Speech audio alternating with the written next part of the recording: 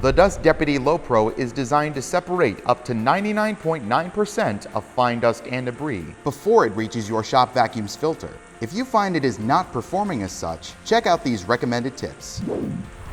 If you notice low air volume, it may indicate a clog in your setup. Clean the vacuum and the filter per the manufacturer's specifications. Check all connections for a blockage, and then check for an air leak in your system.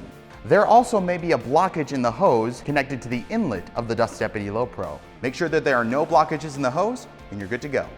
And if you have any questions, please don't hesitate to reach out to one of our systems experts by calling 866-387-8822. You can also visit oneida-air.com/CST to complete a customer support request. Thank you so much for watching from Oneida Air Systems, the industry leader in dust collection. And we hope you enjoy your new Dust Deputy Low Pro Plus Lid Separator Kit.